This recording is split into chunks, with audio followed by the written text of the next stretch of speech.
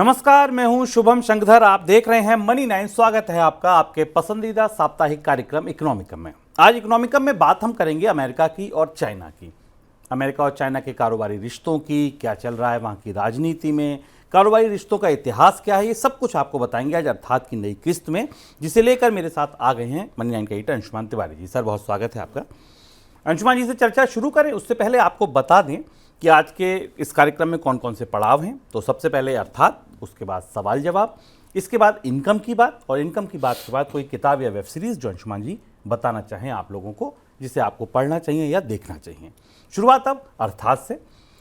तो जैसा हमने बताया कि आज जो चर्चा है वो अमेरिका और चीन के बीच है। अमेरिका और चीन पूरी दुनिया के, अगर आप कहें कारोबार में, ग्लोबल ट्रेड में बड़ी अहम भूमिका निभाते हैं। दोनों ही देश ऐसे हैं जो क्या बिकेगा, किस रेट पर बिकेगा, कैसे बनेगा, इस पर दोनों ही बड़ा हिस्सा रखते हैं, बाजार पे काफ़ी दखल रखते हैं। एक तरफ चीन है और दूसरी तरफ अमेरिका है जो टेक्नोलॉजी लाता है। चीन जो कच्चा माल, तैयार माल, सस्ता माल सब कुछ लाता है। सब कुछ ज़्यादा खराब था डोनाल्ड ट्रंप तक, जब तक वो राष्ट्रपति थे। चीन पर सैंक्शंस की तमाम बातें होती थी, सब कुछ होता था। बाइडन आए थे, उम्मीद था चीज़ें थोड़ी सॉफ्ट होंगी, थोड़ी अच्छी होंगी, लेकिन सर बाइडन चीन पर इतने सख्त हो जाएंगे ये तो किसी ने नहीं सोचा था। इकोनॉमिका में आपका स्वागत है। इस विषय को हमने इस बार इसलिए चुना क्योंकि अमेरिका की तरफ से पिछले सप्ताह कुछ ऐसा हुआ जिसकी बिल्कुल उम्मीद नहीं थी किसी भी परिस्थिति में। राष्ट्रपति जो बाइडन ने अमेरिका पर अमेरिका चीन के व्यापार रिश्तों के इतिहास के सबसे सख्त प्रतिबंध लगा दिए। ऐसा काम डोनाल्ड ट्रंप ने भी नहीं किया था और इसलिए ये पूरी दुनिया के व्यापार को हिलाने वाली, चौंकाने वाली घटना थी। हम विस्तार से बताएंगे कि क्या प्रतिबंध लगाए गए और उनका क्या असर होगा। और इसे जानना इसलिए भी ज़रूरी है क्योंकि अमेरिका और चीन के व्यापार रिश्तों के साथ दुनिया का व्यापारिक भूगोल, दुनिया में उत्पादन की लागत, कंपनियों की आवाजाही, पूंजी का प्रवाह, सब कुछ प्रभावित होता है। एक दौर हमने देखा था, छोटा सा दौर डोनाल्ड ट्रंप और चाइना के बीच व्यापार युद्ध का, पर अब जिस व्यापार युद्ध की यलगार जो बाइडेन ने की है चुनाव की तरफ जाते हुए, वो बिल्कुल अप्रत्याशित है। और ये ऐसी अप्रत्याशित है कि इसके तत्काल बाद अमेरिका की वित्त मंत्री जेनेट येलेन ने 3 दिन बाद एक कहा कि यूरोप के देशों को भी अब अपनी क्षमताएं बढ़ानी चाहिए ताकि उनकी चीन पर निर्भरता खत्म हो सके। तो क्या अमेरिका चीन पर अपनी निर्भरता पूरी तरह खत्म करने की तैयारी कर रहा है? क्या चीन की अर्थव्यवस्था को स्ट्रेंगुलेट करने की, रोकने की कोशिशें हो रही होंगी आने वाले समय में? बाइडेन ने इस तरीके के संकेत दिए और इसलिए इस दृष्टि से यह दुनिया की सबसे बड़ी कूटनीतिक घटना है जो पिछले सप्ताह घटी। और जब आप इसके भीतर जाएंगे तो आपको अमेरिका और चीन के रिश्तों के बीच में जो गहरे विश्वास की खाई है वो उसका असर दिखाई देगा। हम बताते चले कि अमेरिका और चीन के व्यापार रिश्ते बहुत पुराने नहीं हैं। मुश्किल से 3, 4, 5 दशक का ये पूरा व्यापार रिश्ता है। इससे पहले तो अमेरिका और चीन के बीच में कारोबार था ही नहीं, पर वो रिश्ते इतने फ्रेजाइल, इतने कमज़ोर क्यों साबित हुए, हम इस बार समझने की कोशिश करेंगे। और उसका असर आपकी जेब तक कैसे आएगा, हमारी जेब तक कैसे आएगा, ये भी हम जानने की कोशिश करेंगे। डोनाल्ड ट्रंप की बात दीगर थी। डोनाल्ड ट्रंप घोषित चाइना हॉक थे और वो चीन के विरोधी थे, पर बाइडेन के बारे में ये उम्मीद की जा रही थी कि वो चीन को लेकर थोड़े सहज रहेंगे और रिश्ते बेहतर करने की कोशिश करेंगे। लेकिन पिछले सप्ताह बाइडेन ने के नेतृत्व में यूएस ट्रेड ऑफिस ने एक सूची जारी की जिसमें बहुत सारे ज़रूरी इंपोर्ट्स पर एंटी डंपिंग ड्यूटी लगा दी गई। इस एंटी डंपिंग ड्यूटी लगाने के बाद पूरी दुनिया की कंपनियों, फैक्ट्रियों और बाजारों में तहलका मच गया। Producers, manager, purchase manager, share बाजार के निवेशक अब इसको समझने की कोशिश कर रहे हैं कि दरअसल होने क्या वाला है आने वाले समय में। अमेरिका और चीन के रिश्तों का अविश्वास बहुत गहरा है। अमेरिका और चीन एक दूसरे पर बिल्कुल विश्वास नहीं करते, ये बात लोगों को दशकों से पता है। ताइवान को लेकर हमने अभी 2 साल पहले एक एस्केलेशन देखा जिसमें बिल्कुल बातचीत सामने टकराव तक आ गई। लेकिन इन सब के बीच में कारोबारी रिश्ते बहुत प्रभावित नहीं होते थे। अमेरिका और चीन को एक दूसरे के ऊपर सुरक्षा संबंधी मामलों में, सांस्कृतिक मामलों में विश्वास नहीं है, पर कारोबार सामान्य गति से चलता रहा है। थोड़ी बहुत सख्ती डोनाल्ड ट्रंप के दौर में हुई थी और उसके बाद बाइडेन के दौर में हुई थी। हम आपको एक महत्वपूर्ण घटना के बारे में बात याद दिलाते हैं जहाँ से बाइडेन और चीन के रिश्तों का की ढलान शुरू होती है और जहां से आज ये परिस्थिति आ गई कि चीन के आयात पर अमेरिका को अपना नुकसान करते हुए डंपिंग ड्यूटी लगानी पड़ी, क्योंकि जो आयात चीन से रोके गए हैं उनके कारण अमेरिका में महंगाई आएगी। उनकी क्षमताएं अमेरिका में नहीं है, लेकिन फिर भी राष्ट्रपति जो बाइडेन चुनाव के दौर की तरफ बढ़ते हुए इस समय जबकि महंगाई अमेरिका में ऊंची है, ऐसा कैसा कदम क्यों उठा रहे हैं, इसकी जड़ें ढूंढने के लिए हमें 2021 के मार्च में चलना होगा। मार्च में अलास्का का एक मीटिंग हुई। अलास्का का एक एंकरेज शहर है जिसमें एंकरेज वार्ताओं के नाम से, एंकरेज डिस्कशंस के नाम से जाना जाता है चीन और अमेरिका के बीच के रिश्तों की। अमेरिका राष्ट्रपति जो बाइडेन के व्हाइट हाउस में पहुंचने के बाद ये सबसे बड़ी बैठक थी अमेरिका और चीन के बीच में, पहली बड़ी बैठक थी। होना ये उम्मीद ये थी कि डोनाल्ड ट्रंप दौर का जो तनाव है वो पिघलेगा, चीन और अमेरिका साथ साथ बैठेंगे, ताइवान के मुद्दों से लेकर व्यापार के मुद्दों तक तरह तरह के टकराव हैं उनका समाधान निकाला जाएगा। लेकिन इस बैठक में रिश्ते इस कदर बिगड़े कि एक दूसरे ने दोनों देशों ने एक दूसरे पर खुलकर आरोप लगा दिए। आमतौर पर डिप्लोमेटिक बैठकों में अगर कोई टकराव भी होता है तो उसे बाहर निकलकर नहीं बताया जाता, बोला नहीं जाता, पर अमेरिका और चीन अगर आमने सामने हो ना तो रिश्तों में फिर ये इस तरीके की मर्यादा भी नहीं रहती, कूटनीतिक मर्यादा भी नहीं रहती। पूरी दुनिया चौंक गई क्योंकि जिस लेवल की राजनयिक बैठक थी उस बैठक में इस तरीके के आरोप खुलकर नहीं लगाए जाते। चीन ने यह कहा इस बैठक के बाद ऑफिशियली बाहर निकलकर कि अमेरिका दुनिया के देशों को चीन पर हमले के लिए उकसा रहा है, और अमेरिका ने कहा कि चीन तो इस तैयारी से ही आया था इस बैठक में कि उसे नीचा दिखाया जाए।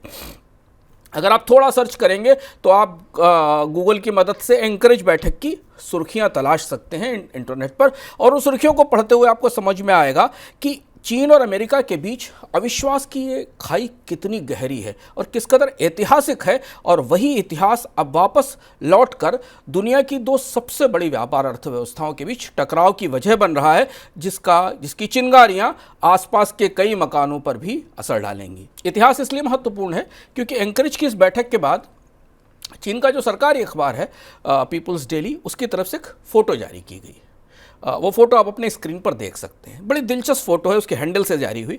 इस तस्वीर में जो ऊपर वाली तस्वीर है वो 1901 के बॉक्सर एग्रीमेंट की है जो चीन और दुनिया के देशों के बीच हुआ था, और दूसरी नीचे की बैठक वही एंकरेज की बैठक है जिसका हमने आपसे जिक्र किया था।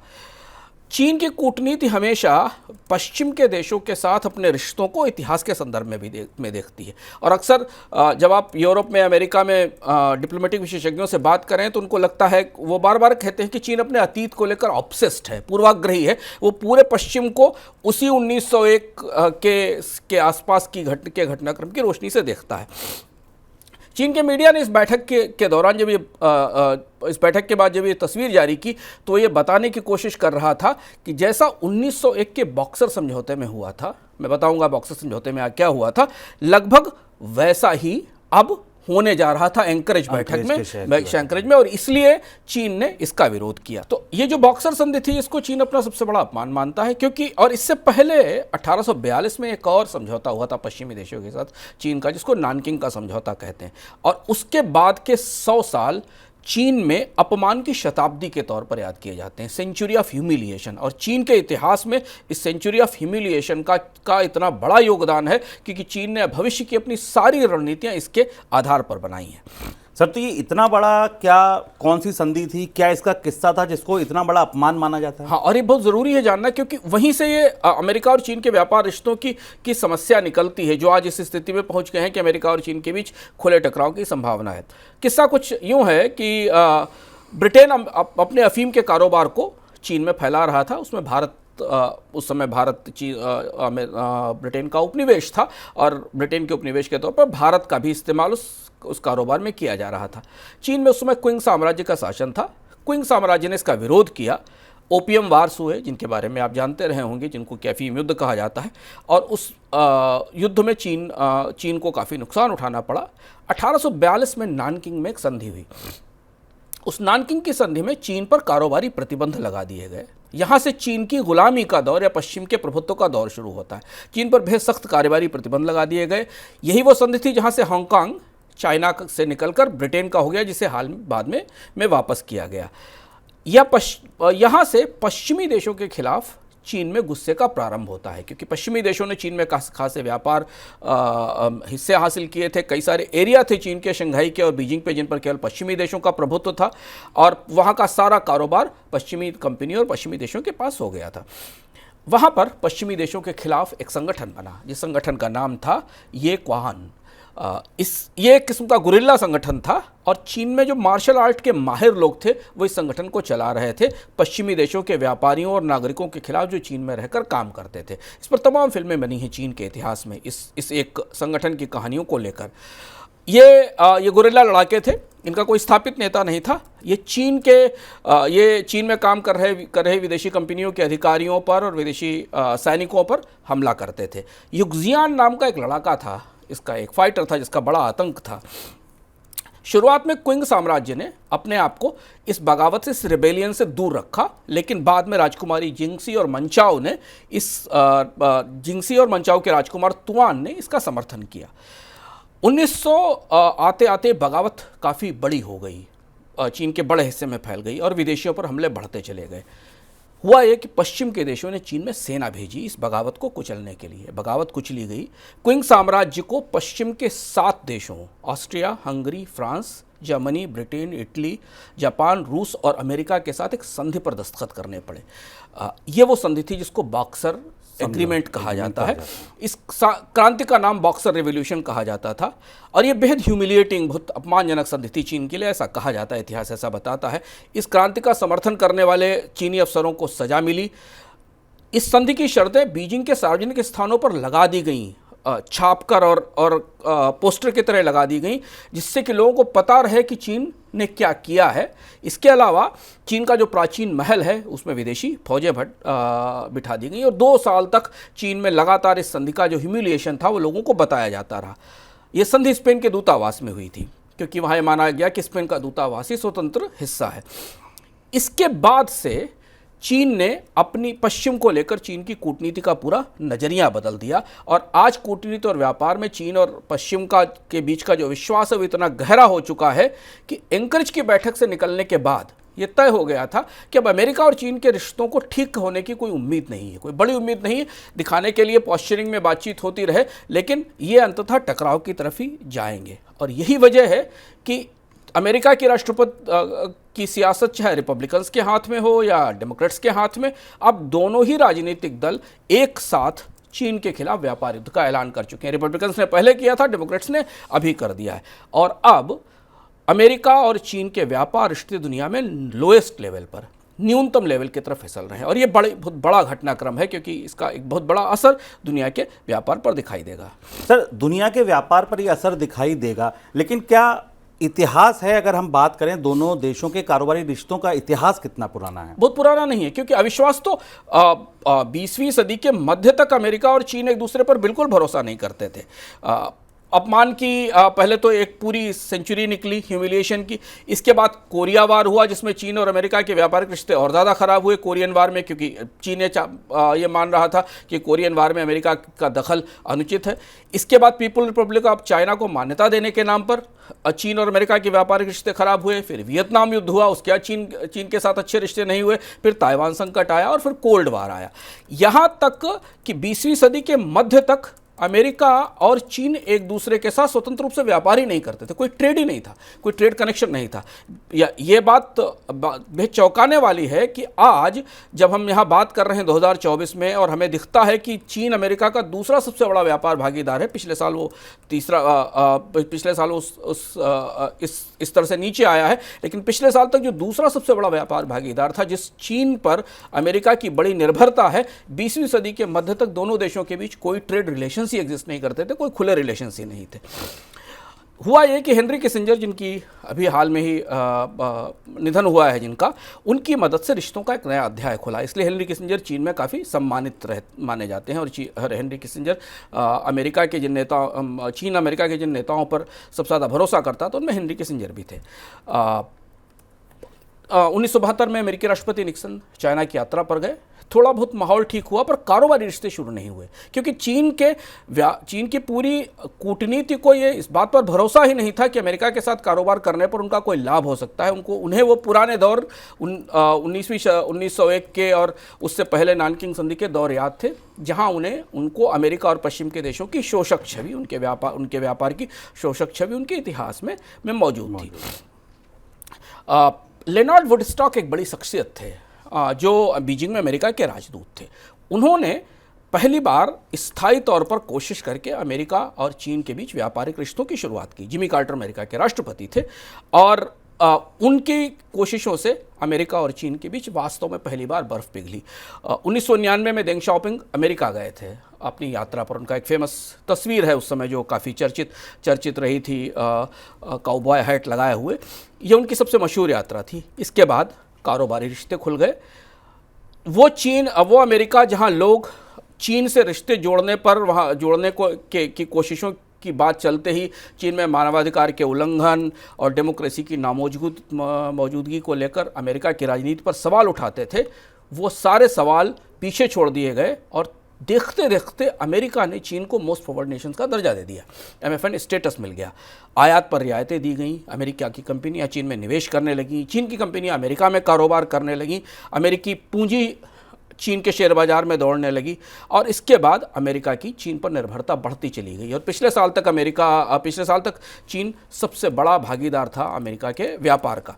2001 में WTO में चीन की एंट्री होती है और 2001 के बाद अमेरिका का एक बहुत बड़ा बाजार, छोटे छोटे नॉवेल्टी से लेकर छोटे छोटे सामानों से लेकर अमेरिकन फ्लैग्स को जो गिफ्ट में दिए जाते हैं उनसे लेकर सेमीकंडक्टर तक अमेरिका का एक बहुत बड़ा बाजार चीन के नियंत्रण में आ गया। और ये 2001 के बाद WTO में चीन के प्रवेश के बाद होता है। तो यही वो दौर है जहां हमने चीन और अमेरिका के व्यापार के रिश्तों की एक नई ऊंचाई देखी और बड़ा बदलाव देखा था। तो ये हो गया इतिहास दोनों देश के कारोबारी रिश्ते का, जो अंशुमान जी ने बताया कि बहुत पुराना नहीं है। ऐसा नहीं है कि बहुत लंबे समय से इतिहास से इनका व्यापार चल रहा हो। लेकिन सर, अब हम जिस मोड़ पर खड़े हैं, इस समय तो अमेरिका ने एकदम खुला युद्ध छेड़ दिया है। हाँ बिल्कुल, और ये सबसे चौंकाने वाली बात है इस समय में, जबकि अमेरिका में महंगाई है इतनी और ये माना जा रहा था कि अमेरिका तो चीन के साथ थोड़ा व्यापार रिश्तों को नरम करेगा क्योंकि उसे सस्ता सामान चाहिए। लेकिन डोनाल्ड ट्रंप जो करना चाहते थे, बाइडेन ने उसे कहीं कुछ ज़्यादा कर दिया और काफ़ी बड़ा कर दिया, काफ़ी बड़े फैसले ले लिए।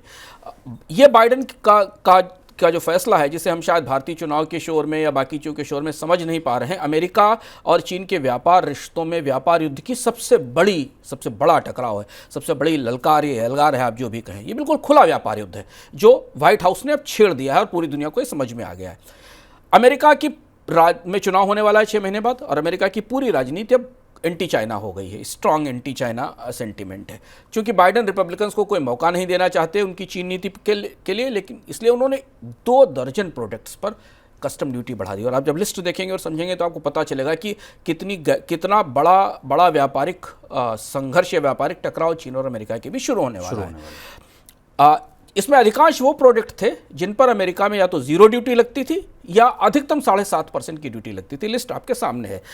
सेक्शन 301 के तहत जो टैरिफ और इनेक्टमेंट शुरू किया गया, इसमें कुछ उत्पादों पर बढ़ोतरी आगे की जाएगी जहां इंपोर्टर्स अपने आप को थोड़ा संभालने की कोशिश कर रहे हैं, उनके पास सप्लाई बनी रहे।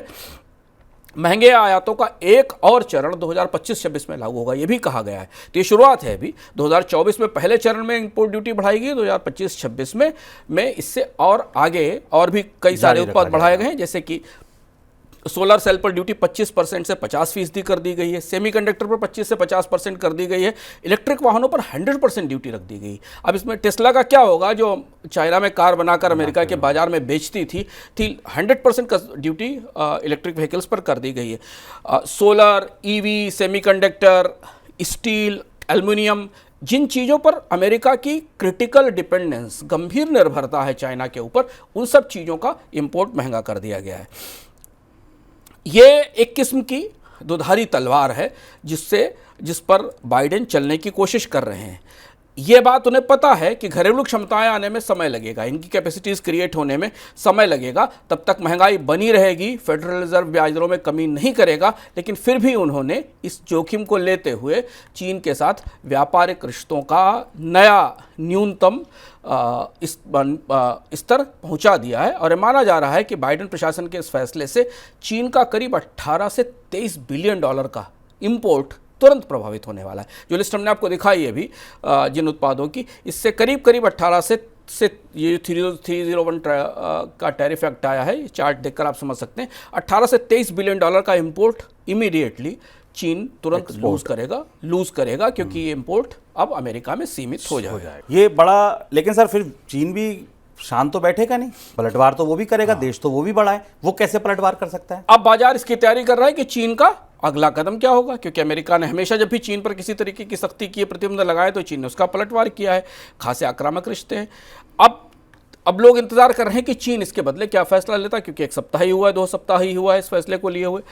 अमेरिका को यह लग रहा है कि चीन की अर्थव्यवस्था इस समय लड़खड़ा रही है, उसे नए बाजार की जरूरत है, इसलिए वो कोई बड़ा उत्तेजक फैसला नहीं लेगा जिसका उसे दुनिया के बाजार में नुकसान हो सके। और इसीलिए जेनेट येलेन ने और कूटनीतिक दबाव बनाने के लिए यूरोपीय देशों को भी इस बात के लिए बुलाया कि वो चीन पर अपनी निर्भरता सीमित करें और अपनी क्षमताएं बनाना शुरू करें। लेकिन चीन के पैतरे तैयार हैं और चीन इस कूटनीतिक युद्ध में अगले 1 हफ्ते 2 हफ्ते में अपने पैतरे चलना शुरू कर देगा।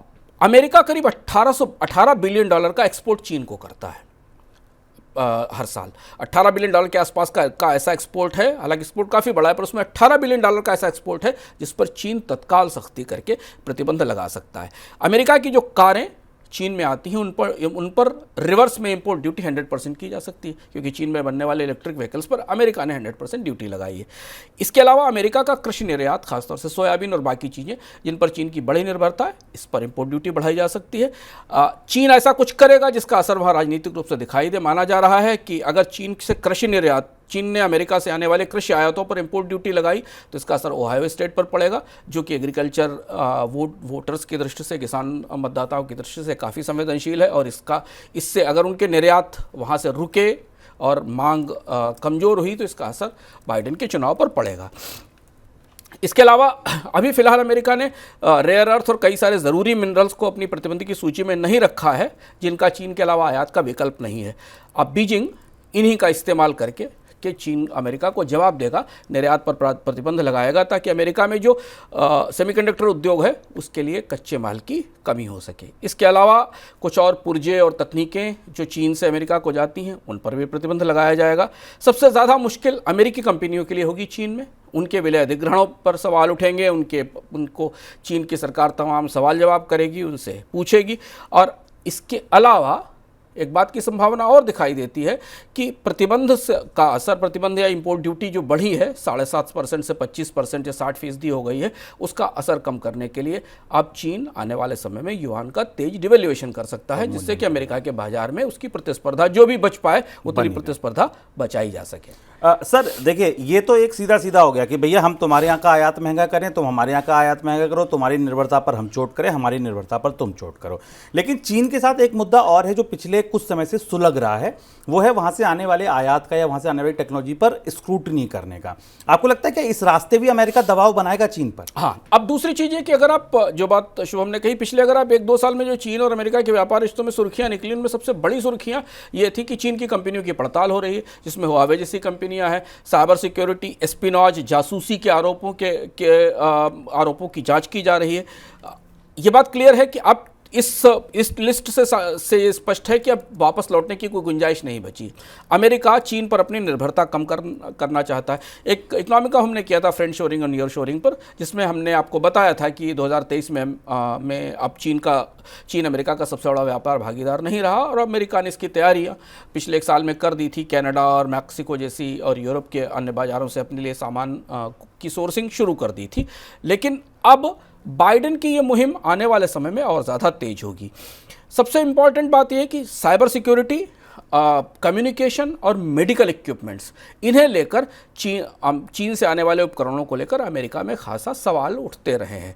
और अगर आप ये जो पूरा नोटिफिकेशन आया है अमेरिका के ट्रेड डिपार्टमेंट से, जिस सेक्शन 301 है, उसे आप गहराई से पढ़ें और बिटवीन द लाइंस, पंक्तियों के मध्य पढ़ने की कोशिश करें, तो उसमें यह भी है कि आने वाले समय में चीन से आने वाले कई सामानों पर नई जांच शुरू हो सकती है, उनकी पड़ताल शुरू की जा सकती है। अमेरिका ने इसके साथ G7 देशों से भी ये कहा है कि वो सामानों की सप्लाई चेन को सुरक्षित रखने के लिए नई कैटेगरीज तय करें, नए तरीके के मानदंड तय करें। और इसीलिए जेनेट येलेन का ताज़ा बयान आया था।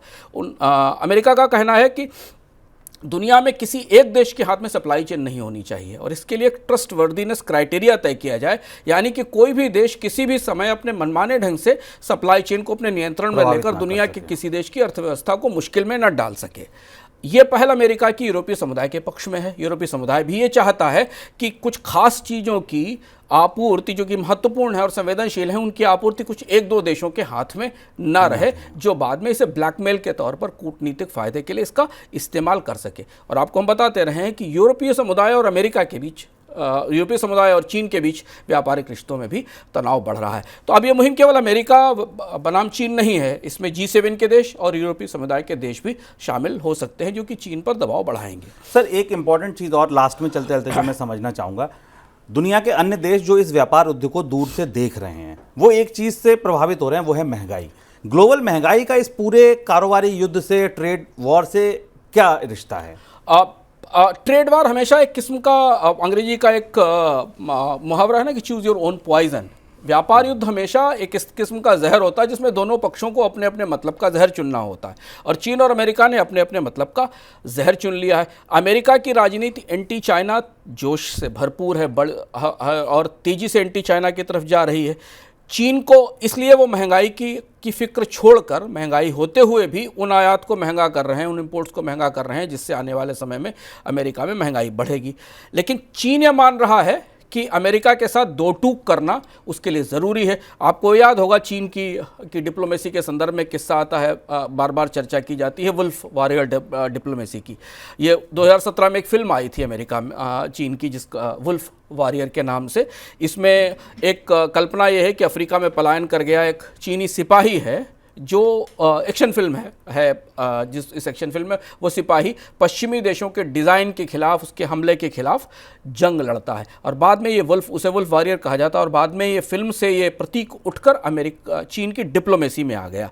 और चीन ये मानता है कि उसकी डिप्लोमेसी हमेशा अमेरिका के साथ और पश्चिम देशों के साथ समझौते वाली नहीं होनी चाहिए, वुल्फ वॉरियर डिप्लोमेसी होनी चाहिए। उसे सीधा टकराव करना ज़रूरी है, क्योंकि उसका इतिहास ऐसा है जिसके बारे में हम आपको पीछे बता चुके हैं बॉक्सर एग्रीमेंट के तौर पर। तो चीन की जनता के मन में, चीन की कूटनीति के मन में पश्चिमी देशों पर गहरा अविश्वास है।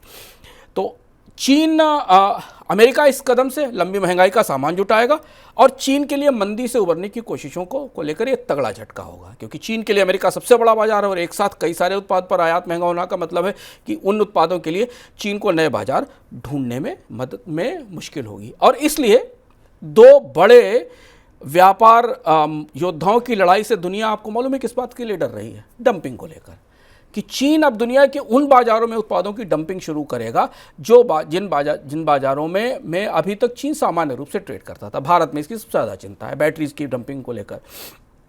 यूरोप के कुछ बाजार, एशिया की कुछ अर्थव्यवस्थाएं हैं जहां से चीन उस बाजार को हासिल करने की कोशिश करेगा जो अमेरिका में गंवा रहा है और आने वाले समय में यूरोप में गंवा सकता है।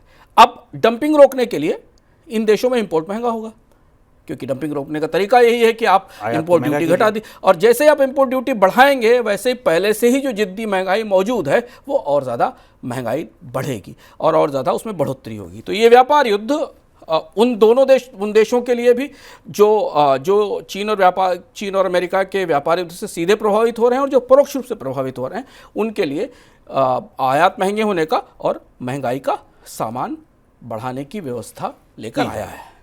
ये था हमारा इस हफ्ते का अर्थात। अब आगे सवाल जवाब। सर, विष्णु जी का सवाल है, वो कह रहे हैं कि सॉवरेन क्रेडिट रेटिंग एजेंसियां भारत की रेटिंग क्यों नहीं बढ़ाती हैं? सब कुछ अच्छा चल रहा है, उनका कहना जो है कि अब ग्लोबल बॉन्ड में भी हम जा रहे हैं, बाजार भी अच्छे चल रहे हैं, फिजिकल डेफिसिट के नंबर, टैक्स के नंबर, उसके बाद भी ये क्रेडिट रेटिंग एजेंसियां बढ़ाती क्यों नहीं? भारत की रेटिंग ग्रीस के बराबर है, ये भी उन्होंने अपने सवाल में लिखा है। भारत की रेटिंग जंक से एक ऊपर ही है, और करीब करीब एक दशक से ज़्यादा समय हो गया भारत की सरकार लगातार स्टैंडर्ड पुअर और मूडी से रेटिंग को रिवाइज करने के लिए कह रही। सबसे बड़ी वजह है सरकार का कर्ज, भारत में सरकार का कर्ज और राजकोषीय घाटा। और अगर आप पिछले 10 साल के सरकार के कार्यकाल को देखें तो राजकोषीय स्तर पर भारत का संतुलन बिगड़ा है और खिसकता चला गया। हम इकोनॉमिक में आपको बता भी चुके हैं, और ये वो सबसे बड़ी चुनौती है जिससे दुनिया की रेटिंग एजेंसियां डरती हैं, क्योंकि जैसा विष्णु जी ने ग्रीस का जिक्र किया, ग्रीस का संदर्भ एक सॉवरेन क्राइसिस के तौर पर आता है जो हमारी ताज़ी स्मृतियों में है।